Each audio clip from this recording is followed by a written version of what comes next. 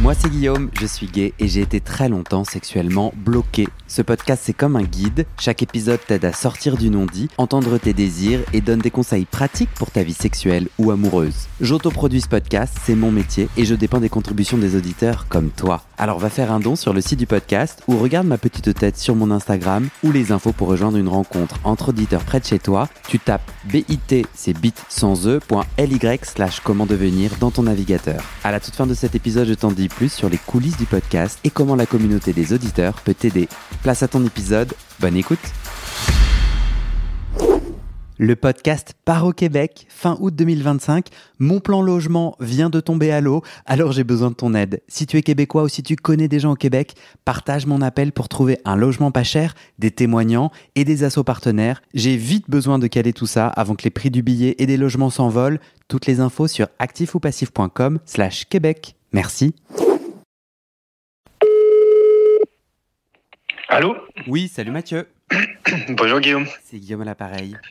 Bon, Mathieu, tu es historien et archéologue de la Gaule romaine et pré-romaine. Je me baladais sur TikTok et entre deux vidéos de chiens mignons, de recettes de cuisine et de gars à moitié nus, je tombe sur cette vidéo de toi parlant des guerriers gaulois et de leurs pratiques homosexuelles. On t'écoute. Le rapport qu'entretenaient les guerriers gaulois était très fusionnel. Ils partageaient beaucoup de choses en campagne, les vivres, la nourriture, les montures, et certains de ces guerriers entretenaient des relations charnelles, homosexuelles, et c'est quelque chose qui peut apparaître exotique ou même choquant, et pas du tout. C'est une pratique qui est tout à fait courante, tolérée en Grèce comme à Rome, et de ce point de vue-là, les Gaulois n'étaient pas différents de leurs voisins.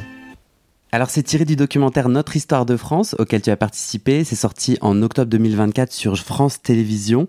Moi je jubile pour deux raisons. Alors d'abord, dans l'imaginaire partagé, un vrai guerrier, un homme, un vrai ne peut pas être gay ou faire du sexe avec un autre, surtout le guerrier gaulois qui a cette image de héros sauveur. Et la deuxième raison de ma jubilation, c'est qu'au moment où je tombe sur ta vidéo, Mathieu, j'ai justement une rafale de commentaires homophobes sous mon contenu du genre « Quand la France partira en guerre, elle va perdre à cause des gays ». Alors, découvrir que nos guerriers gaulois se suçaient la bite, j'adore. Mais d'ailleurs, se suçaient-ils la bite ? C'est de quoi tu parles, Mathieu, quand tu parles de ces pratiques sexuelles ? Comment on a découvert tout ça ? Et suis-je le seul qui en avait jamais entendu parler avant ? J'ai plein de questions pour toi, Mathieu. Est-ce que ça te va si on se lance ? Tout à fait. Alors, quand on parle des rapports charnels, tu parles concrètement de quoi et comment et qui a fait cette découverte ? Alors, parlons clairement, si on parle de relations charnelles, il s'agit simplement de pratiques sexuelles, de relations sexuelles, avec tout ce que ça peut impliquer, toutes les variantes possibles. Ce n'est pas une découverte. En fait, en réalité, on ne sait rien de la sexualité des Gaulois parce que l'archéologie, qui est aujourd'hui la principale porte d'entrée pour comprendre ce qu'était le monde gaulois, elle permet de nous renseigner sur les modes de vie, sur les pratiques alimentaires, qui les étracent dans le sol, des vestiges dans le sol, évidemment les pratiques sexuelles n'en laissent aucune. Donc, c'est pas une découverte, et en fait, c'est quelque chose qui est signalé par quelques textes antiques. Et quand j'ai évoqué c'était une réponse un petit peu improvisée dans le cadre de l'interview sur France 2, évoquer cet aspect. C'est un passage particulier qui m'est venu en tête, un texte d'un auteur grec, Diodore de Sicile, qui est historien. Il nous a légué une bibliothèque historique qui n'est pas conservée intégralement, malheureusement. Il écrivait à l'époque de Jules César et d'Auguste. Et il écrit, j'ouvre les guillemets, « Les jeunes hommes, donc les jeunes hommes gaulois, se donnent à eux-mêmes en partage avec complaisance. Et il n'est pas rare qu'ils couchent à découvert sur des peaux de bêtes. Non seulement deux, mais parfois trois, embrassés les uns aux autres. Ils attachent à ces relations une si grande valeur que souvent, par jalousie, ils commettent des meurtres. » Il y a un autre passage. Ils dorment amènent le sol sur des peaux de bêtes et ça donne sans honte à des amours contre nature. Ils méprisent tellement les relations sexuelles avec les femmes qu'ils se livrent souvent à de jeunes garçons, estimant que cela est une preuve de raffinement. Alors, c'est pratiquement notre seule source. On a un autre texte d'Aristote, qui est un auteur plus connu dans la politique, qui nous dit que chez les Celtes, l'homosexualité n'est pas considérée comme honteuse. Et puis, plus généralement, il souligne que chez certains peuples de l'Europe, les relations entre hommes sont non seulement admises, mais aussi encouragées par la loi. Voilà, donc là, les textes sont clairs. Alors, la première chose qu'il faut savoir, c'est que comme tout ce qui concerne les Gaulois chez Diodore de Sicile, Ces affirmations, elles sont tirées d'une œuvre antérieure, parce qu'il écrit à l'époque romaine, au début de l'époque romaine, et c'est l'œuvre d'un voyageur, Posidonios Apamée, qui était lui aussi historien, géographe, qui a voyagé en Gaule en personne, vers 100 avant Jésus-Christ, et qui nous a légué des descriptions qui sont quasiment ethnographiques des modes de vie des Gaulois. Alors, ce qu'il faut voir dans le texte de Diodore, c'est que au-delà des pratiques homosexuelles, il y a des éléments, les peaux de bête, par exemple, qui font très barbare. Et puis le fait qu'on pratique pas seulement à deux, mais aussi à trois, embrasser les uns aux autres. Donc là, on est clairement dans le registre de la débauche. Donc, ce qu'on peut voir, c'est que finalement, dans ce passage, ce qui est choquant, c'est moins la nature même des rapports homosexuels que la façon de les pratiquer. D'accord. C'est pour ça qu'il y a certainement un fond de vérité. On est sûr de ces pratiques homosexuelles parmi les Gaulois et notamment les guerriers gaulois. En revanche, les textes qui nous racontent ça pourraient être à charge, c'est-à-dire c'était dans l'objectif de dire de mauvaises choses à propos des Gaulois. C'est ça que tu veux dire ? Oui, tout à fait.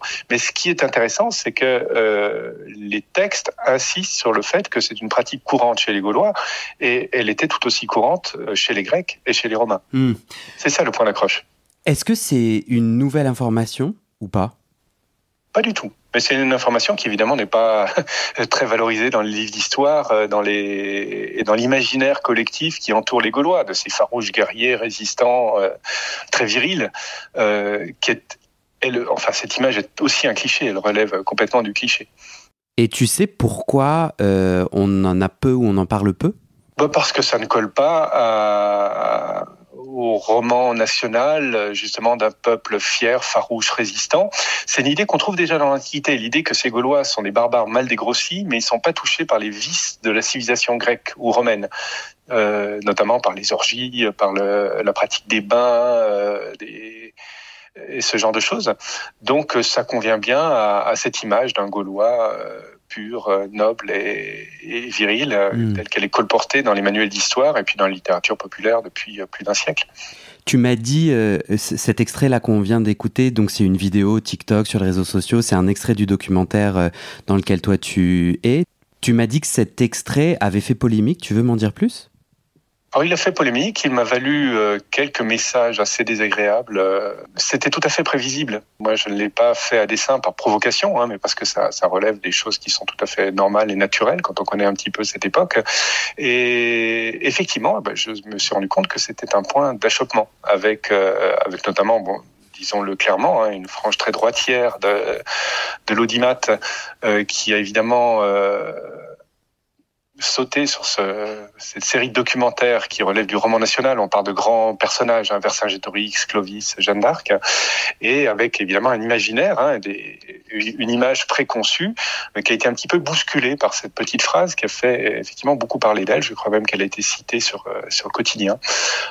Donc voilà, c'était prévisible, mais les réactions ont été assez courroucées, voire même assez violentes. Qu'est-ce qu'on te dit ?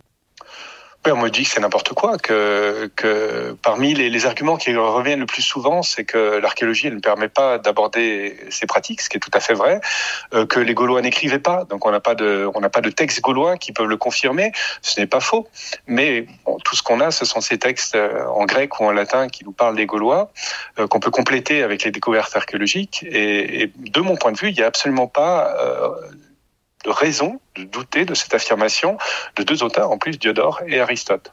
Ok. Bon, merci beaucoup. Est-ce qu'il y a quelque chose d'autre d'important qui te vient, que tu aimerais partager ? Alors, oui, tout à fait. Alors, la première chose, c'est que quand les Grecs ou les Romains nous parlent d'homosexualité, il faut savoir que c'était une pratique qui était tolérée dans le monde gréco-romain. Ce sont des sociétés qui sont très morales, très patriarcales. Et donc, la sexualité est encadrée, en tout cas dans la sphère publique. Par contre, dans la sphère privée, il y a une large marge de tolérance. Et en fait, ce à quoi fait allusion Diodore de Sicile, c'est probablement une pratique qui était tout à fait courante dans le monde grec, qui est celle de la pédérastie, qui a évidemment donné naissance à une insulte qui en a complètement détourné le sens. En fait, la pédérastie, c'est un rituel d'initiation de jeunes guerriers, très jeunes, qu'on arrache à leur mère et qu'on va confier à la garde d'un guerrier plus âgé. Et donc, il va se charger à la fois de son initiation militaire, morale, civique et aussi sexuelle. Donc, les relations charnelles, les relations sexuelles entre guerriers étaient autorisées dans le monde grec. Pensons à Achille et Patrocle, même si c'est un sujet qui fait débat. Donc, c'était tout à fait toléré, avec quand même certaines conditions. Alors c'est dénoncé par certains auteurs grecs, c'est-à-dire que ça fait débat. On a un débat déjà sur l'homosexualité dans l'Antiquité. Il y a les pour, il y a les contre, mais c'est surtout très encadré. C'est-à-dire que la question du rôle passif et actif elle est tout à fait importante. Un homme mûr a le droit de s'intéresser à de jeunes éphèbes, à des jeunes gens, mais il ne peut pas s'intéresser à des gens de son âge. Il ne peut pas entretenir de relations homosexuelles, en tout cas publiques, avec des hommes de son âge. Donc tout ça est très encadré, et c'est probablement à ça que fait référence Diodore. C'est-à-dire que les Gaulois pratiquaient la sexualité probablement comme leurs voisins grecs et romains. Rien d'exotique pour lui, c'est pour ça qu'il force le trait avec cette histoire de peau de bête et ces orgies qu'il décrit, mais c'est tout à fait normal. Ça, c'est le premier point. Et puis le deuxième point qui me tient à cœur, c'est que par rapport aux réactions que ce petit extrait a suscité, moi je trouve toujours intéressant de voir comment la droite extrême ou l'extrême droite se réclame de ce passé gaulois qui est complètement idéalisé, c'est-à-dire cette idée d'une race pure, guerrière, qui résiste à l'envahisseur. Ça, c'est quelque chose que l'archéologie a complètement balayé parce qu'on a affaire à des populations qui sont déjà brassées, très diverses, très disparates. Et puis, ce qui est important, c'est que quand on se réfère à l'histoire, on ne peut pas faire le tri. C'est-à-dire qu'on ne peut pas prendre ce qui nous arrange et puis rejeter ce qui ne nous arrange pas. Et là, c'est effectivement jeter une petite pierre dans ce roman national de cette idée, cette image idéalisée des Gaulois, où effectivement on garde une partie des textes et puis on en rejette une autre. Et je pense que c'est une leçon pour l'extrême droite quand on se réclame de la culture gréco-romaine, où l'homosexualité était courante. Il faut quand même se souvenir qu'un empereur, Hadrien, au IIe siècle de notre ère, a pu afficher ouvertement sa relation homosexuelle avec un jeune garçon adolescent qu'il exhibait à la cour, avec lequel il voyageait, participait aux cérémonies, etc. Et puis c'est un petit peu comme la référence aussi à la culture judéo-chrétienne, puisque même si l'Ancien Testament condamne les relations homosexuelles, on ne trouve absolument pas de trace d'une telle condamnation dans le Nouveau Testament. Donc l'histoire, elle est à prendre avec des pincettes, les textes sont à prendre avec des pincettes, mais on ne peut pas faire le tri. Il faut tout prendre ou tout rejeter. Quand tu parles de pédérastie, donc avant que ça soit l'insulte, c'est un homme plus âgé, un guerrier plus âgé qui prend sous sa coupe un guerrier plus jeune avec possibilité de pratique sexuelle. Qu'est-ce que tu sais du consentement du plus jeune ? Est-ce que le plus jeune, est-ce que c'est un honneur, c'est positif, et quelle que soit son orientation sexuelle, ça lui va, ou bien est-ce qu'il se force ? Tu vois ce que je veux dire ?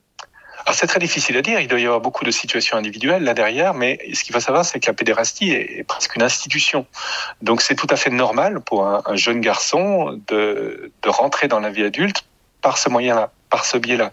Donc c'est pas vécu comme quelque chose de honteux, c'est pas forcément quelque chose qu'on affiche ouvertement. Homère, quand il nous parle d'Achille et Patrocle, n'est pas explicite de ce point de vue-là, mais il fait pratiquement aucun doute qu'ils entretenaient une relation amoureuse, qu'ils étaient amants. D'où la réaction d'Achille à la mort de Patrocle. Mais c'est très, très, très difficile à dire. C'est un petit peu comme pour les mariages arrangés, forcément qu'il y a contrainte pour des jeunes hommes qui n'ont pas encore une liberté de choix quand ils rentrent dans l'âge adulte. Mais ce n'est pas vécu comme une souillure, comme quelque chose qui conditionne. Et puis, bien entendu, on parle plus de pratiques bisexuelles que de pratiques homosexuelles. C'est-à-dire que le jeune homme, une fois devenu adulte, a vocation à se marier avec une femme, à faire des enfants, évidemment. Donc, c'est pas du tout incompatible, pas du tout contradictoire. Est-ce qu'il y a consensus parmi tes collègues sur ce fait de guerrier gaulois aux pratiques homosexuelles ? Il y a consensus sur le texte, parce qu'il est là. Mais je n'ai jamais eu ce débat avec des collègues. C'est pas non plus quelque chose qui a fait l'objet de colloques ou d'ouvrages spécifiquement consacrés à la question. Donc, on peut dire que ça fait consensus, oui. Mais il est possible quand même que, quand on voit ce qui se passe aux États-Unis aujourd'hui, qu'un jour, il ne soit plus possible d'en parler à une heure de grande écoute, à la télévision ou à la radio. Donc, c'est un petit peu le devoir, la mission de l'historien que de rappeler, de mettre en perspective, de décontextualiser un peu par rapport au présent toutes ces questions-là, parce qu'elles sont anciennes. Les débats sur l'homosexualité, sur les pratiques sexuelles, les minorités sexuelles, ce sont des questions de société qui ont déjà agité la société dans l'Antiquité, il y a très longtemps. Merci beaucoup Mathieu, merci pour ton temps, tes réponses. Merci à toi. Super. J'espère que j'étais assez clair. Ouais, moi j'ai trouvé ça super.